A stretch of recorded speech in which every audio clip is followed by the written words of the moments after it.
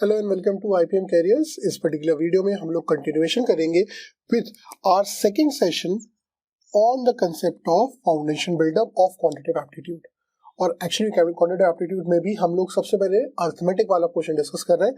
तभी मैंने जो बातें डिस्कस करी they were the concept of ratio, the concept of fraction and fraction का यूज करके हम लोग परसेंटेज तक कैसे पहुंच सकते हैं। वो हमने सीखा कि a fraction multiplied by 100 is equals to होता है परसेंटेज। ठीक है, तो ये थी पहली बात। अब अगर मैं आपसे बोलूं कि मेरे कुछ तीन दोस्त हैं जिनका नाम है ए, बी और सी। ठीक है, इन तीनों दोस्तों को मैंने बोला कि भाई मेरे लिए जो है एक क्वेश्चन पेपर सॉल्व करके दिखाओ। ठीक है, टीचर है तो हम लोग अपने फ्रेंड से भी ऐसी बातें करते हैं कि भाई मैंने नया क्वेश्चन पेपर बनाया, जरा सॉल्व करके दिखाना कैसे, कितने मार्क्स आएंगे तुम्हारे। तो मैं तीनों को अलग अलग क्वेश्चन पेपर दिया। सो ए के जब मैंने ए से पूछा तो उसके मार्क्स आए 40, जब मैंने बी से पूछा तो उसके मार्क्स आए 50, और जब मैंने सी से पूछा कि भैया तुम्हारे कितने सही हुए तो उसने बोला मेरे तो सिर्फ 70 मार्क्स आए हैं, depending on each question carrying 1 marks इस हिसाब से। ठीक है, सो आप मेरे को बताइए, तीनों को मैंने अलग अलग पेपर दिया था, तीनों के अलग अलग मार्क्स आए। So who is the most intelligent one, इनमें से सबसे समझदार कौन सा है। ठीक है, तो मेरे ख्याल से देखते साथ आप बोलोगे सर सी सबसे समझदार है। ठीक है, तो अब मैं आपसे बोलूंगा कि ठीक है, आपने शायद ध्यान से सुना नहीं, मैंने क्या बोला था। मैंने बोला था कि मैंने तीनों को अलग अलग पेपर दिया। तो मैंने ये कब बोला था कि तीनों के नंबर ऑफ क्वेश्चन सेम थे या तीनों के सेम नंबर में से मार्क्स आने वाले थे। तो अब अगर मैं बोलूं कि ए के 40 मार्क्स तो आए हैं, लेकिन आए हैं 40 में से, बी के 50 मार्क्स तो आए हैं लेकिन आए हैं 100 में से, और सी के 70 मार्क्स तो आए हैं लेकिन आए हैं 200 में से। तो अब जो आप अभी तक समझ रहे थे कि सबसे समझदार है सर ये, वो निकला सबसे बुद्धू, जिसको आप सबसे बुद्धू समझ रहे थे वो निकला सबसे समझदार। अब इस कंसेप्ट के बेसिस पे मेरे जो गुरु है, मेरे मेंटर है, उन्होंने एक कहानी सुनाई थी।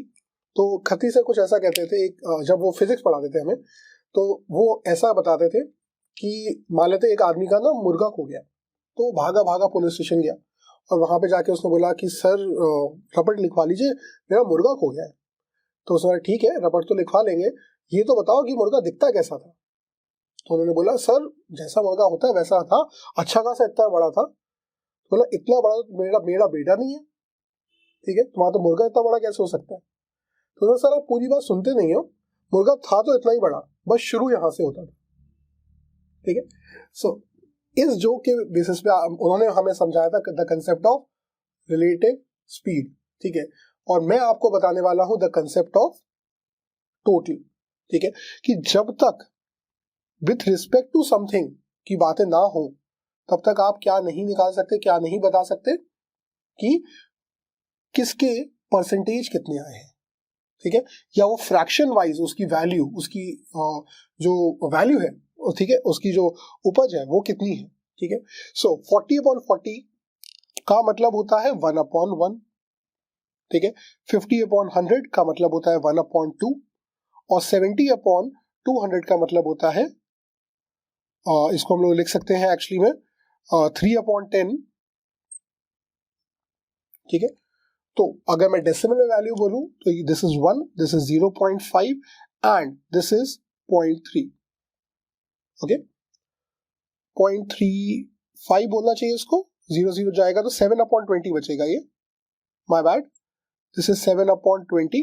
इसको जब आप ऊपर और नीचे 5 से मल्टीप्लाई करोगे तो आपको मिलेगा 35/100, जो कि हो जाएगा 0.35। यस, ठीक है, तो ये हो गई उनकी डेसिमल वैल्यू, ये है उनकी फ्रैक्शन वैल्यू। तो यहाँ पे लिख देते हैं हम लोग इंपॉर्टेंट चीज कि ये थी हमारी फ्रैक्शन वैल्यू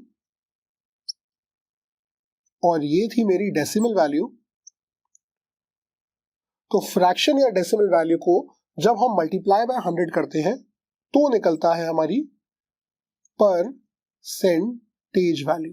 ठीक है, so this would be 1 into 100, that is 100%. This would be 0.5 into 100, that would be 50%. and this would be 0.35 into 100 and that would be 35%. ठीक है, so percentage, decimal and fraction तीनों का कंपैरिजन मैंने इस example से आपको करके दिखाया. ठीक है, या फिर अगर मैं यहाँ पे थोड़ा सा एक और तरीके से आपको एक्सप्लेन करूं तो 40 में डिनोमिनेटर में मतलब ऐसा क्या मल्टीप्लाई किया जाए कि वो क्या बन जाए, 100 बन जाए. ठीक है, तो अगर यहाँ पे मैंने 40 में मल्टीप्लाई किया लेट्स से 2.5, ठीक है, तो जो नीचे का किया है वो ही ऊपर मल्टीप्लाई करना पड़ेगा, तभी तो एक्चुअली में एक न्यूमरेटर अपॉन डिनोमिनेटर अगर कोई चीज है, जब तक आप सेम नंबर ऊपर नीचे मल्टीप्लाई नहीं करोगे तब तक वो बैलेंस नहीं होता है ना. सो 40 इंटू 2.5 कितना हो जाएगा, 100 अपॉन 100. एंड जब हम 100 का कंपेरिजन विथ रिस्पेक्ट टू 100 कर रहे हैं, इसी का मतलब तो 100% होता है ना. और 50 अपॉन 100 ऑलरेडी परसेंट पर 100 ऑलरेडी है, तो इसका तो आंसर डायरेक्टली क्या होना चाहिए, 50% ही होना चाहिए. उसी तरीके से यहां पे हम अगर मैं क्या करूं, अगर मैं इसको इंटू 0.5 या फिर 1/2 जो नीचे किया वो ऊपर करना पड़ेगा, तो 200 इंटू 0.5 हो जाएगा 100 और ऊपर आएगा 70 इंटू 0.5 या 70 इंटू का हाफ हो जाएगा 35. वही तो होता है 35%. तो ये my friends is a comparison of fraction to decimal और परसेंटेज. एंड इसकी मदद से, परसेंटेज की मदद से हम लोग सीखेंगे बहुत इंपॉर्टेंट कंसेप्ट कि फ्रैक्शन में क्या क्या मल्टीप्लाई करके हम क्या क्या निकाल सकते हैं. ठीक है, सो फ्रैक्शन में मैंने इंटू 100 क्यों किया, ये अपने आप में आपके दिमाग में क्वेश्चन होगा. ठीक है, सो फ्रैक्शन एक ऐसी चीज है जिसके टोटल में जब आप मल्टीप्लाई करते हो तो वो वैल्यू आ जाती है. सो फॉर एग्जाम्पल अगर मैं ये चीज 100 के रिस्पेक्ट में मतलब परसेंट के रिस्पेक्ट में नहीं, मैं अगर एक पाई चार्ट में जो भी बातें होती हैं वो किसके रिस्पेक्ट में होती है, द एंगल के रिस्पेक्ट में होती है पाई चार्ट में वैल्यूज, है ना. और टोटल एंगल कितना होता है, 360 डिग्री होता है ना. तो अगर मेरे कुछ दोस्त हैं जिनका नाम अगेन ए बी और सी है, ठीक है, अब ए बी और सी मेरे पास कुछ चॉकलेट्स हैं, जो नंबर ऑफ चॉकलेट्स है मेरे पास, कुछ नंबर ऑफ चॉकलेट्स है मेरे पास जो मैं ए बी और सी में डिस्ट्रीब्यूट करना चाहता हूं. ठीक है, ए को मैंने दी 20, बी को मैंने दी 40, ठीक है, सी को मैंने दी 50. ठीक है, सो कितनी चॉकलेट्स हो गई, 110 चॉकलेट्स हो गई. ठीक है, और मान लेते एक और मेरा फ्रेंड है जिसका नाम है डी, जिसको मैंने 90 चॉकलेट्स दे दी. ठीक है, so what is the total number now, 50 plus 40 90, 90 90 180, 180 plus 20 200. सो 200 क्या है टोटल. ठीक है, सो ए को कितना पार्ट मिला, तो ए को मिला 20 जबकि द टोटल वाज 200. ठीक है, so this is the fraction of chocolates that A was getting. उसी तरीके से अगर मुझे निकालना था the fraction of chocolates B was getting, that would be 40 with respect to total 200. Similarly मेरे को अगर सी के लिए निकालना था तो दैट वुड बी 50 अपॉन 200, और फिर मुझे अगर डी के लिए निकालना था दैट वुड बी 90 अपॉन 200. ठीक है, तो सो ये हो गया फ्रैक्शन. और फ्रैक्शन इसको आप 1/10, इसको 1/5, इसको 1/4 और इसको 9/20 आप लिख सकते हो. ठीक है, अब अगर इसी चीज को आपको परसेंटेज में कन्वर्ट करना होता, ठीक है, तो यहां पे अगर आपको परसेंट में अगर कन्वर्ट करना होता तो आप क्या करते, आप 1/10 इंटू 100 करते, आप 1/5 इंटू 100 करते, आप 1/4 इंटू 100 करते, और आप 9/20 इंटू 100 करते, है ना. ठीक है, तो आपके यहाँ पे अलग अलग परसेंटेज आ जाते हैं इसके. ठीक है, सो दैट वुड बी, यहाँ पे मैं अलग से लिख भी देता हूँ आपके लिए answers. That would B 10%, this would be 20%, this would be 25%, ठीक है। अब 25 20 हो गया 45, 45 प्लस 10 हो गया 55, तो बाकी बचा 45% जो यहाँ पे आएगा। अदरवाइज 25 जा होता है, 5 9 जा 45 होता है। इस तरीके से भी आप निकाल सकते थे, लेकिन यहाँ पे कहानी खत्म नहीं हुई मेरी, ठीक है। क्योंकि अगर मेरा फ्रैक्शन था 1/10, 1/5, 1/4 और 9/20, if my fraction was 1/10, 1/5, 1/4 and 9/20, अगर मैं इसको पाई चार्ट का एंगल बताना चाहता था, ठीक है, अगर मुझे इसको एंगल की टर्म्स में इन पाई चार्ट अगर कन्वर्ट करना था, ठीक है, तो वो कितना होता 1/10 इंटू 360, यहां पे होता 1/5 इंटू 360, यहां पे होता 1/4 इंटू 360 और यहां पे होता 9/20 इंटू 360, ठीक है। सो दिस वुड बी, यहां पे भी एंगल्स लिख देता हूं मैं आपके लिए, this would be 36 degree,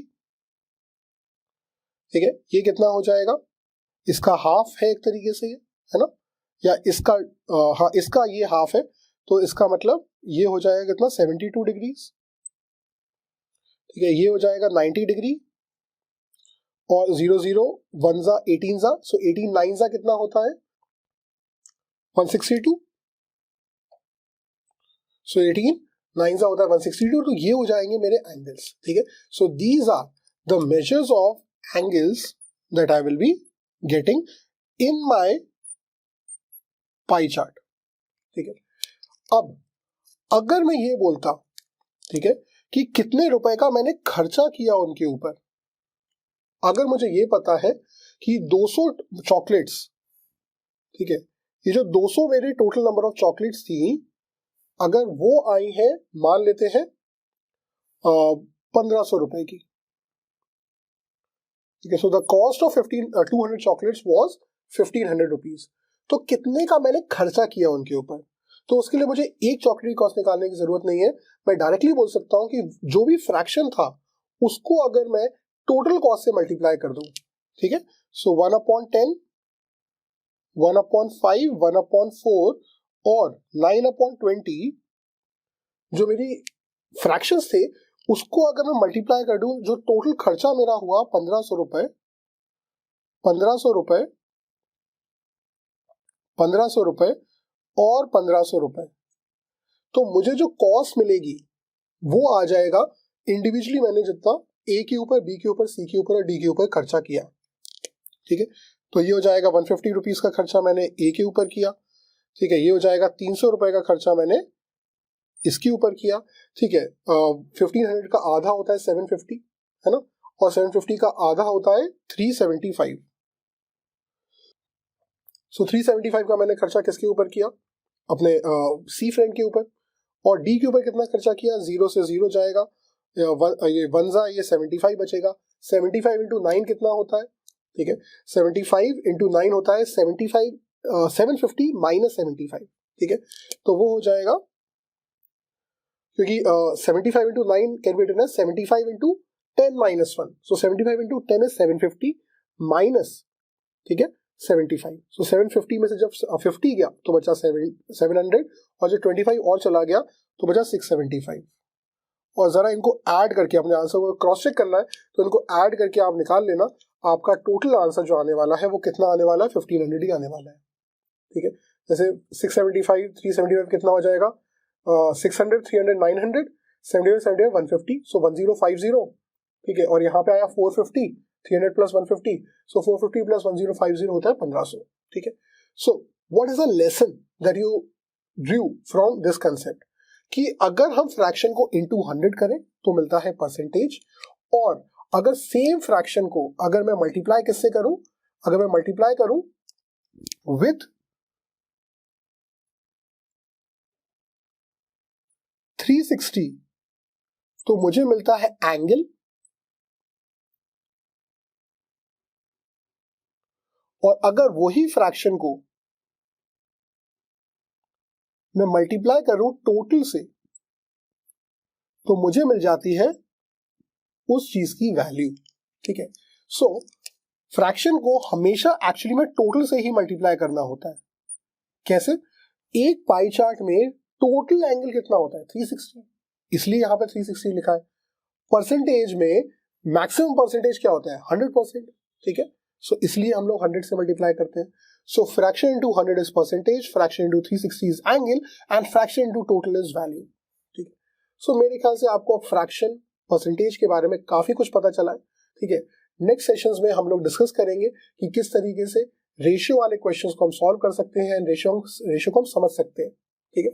so I am very sure ये सेशन आपके लिए बहुत इंटरेस्टिंग रहा होगा, काफी कुछ आपने सीखा होगा, and that is a benefit of joining IPM carriers. यहाँ पे हम आपके साथ डिस्कस करते हैं फाउंडेशन एंड बिल्ड करते हैं उसको to reach the zenith. So let's meet up in the next video. Thank you.